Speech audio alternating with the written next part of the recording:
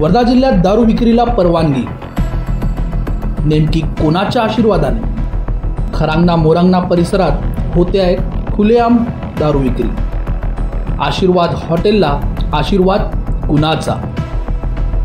खरांगणा police सुस्त का?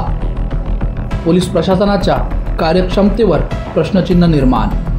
राष्ट्रपिता महात्मा गांधी आणि आचार्य विनोबा भावे यांच्या पावन पदस्पर्शाने पुणित वर्धा जिल्ह्यात दारूबंदी केवळ नावालाच उरलेली आहे।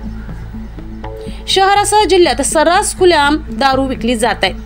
विशेष म्हणजे वर्धा शहरालगत असलेल्या खरांगणा मोरांगणा परिसरातील आशीर्वाद नामक हॉटेलवर चक्क भर दिवसा खुलेआम दारू विक्री करून तडीरामांना बैठकीची व्यवस्था करून दिल्याचे निदर्शनास येत आहे।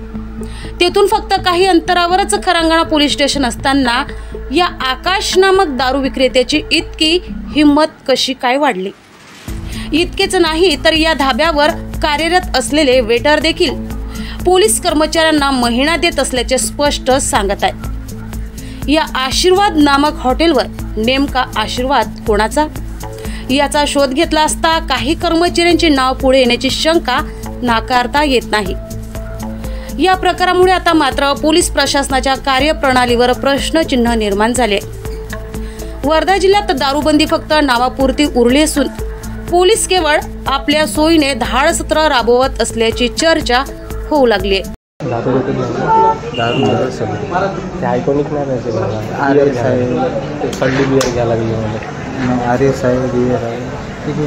दुसरी बियर नाही, 2 बियर भेटून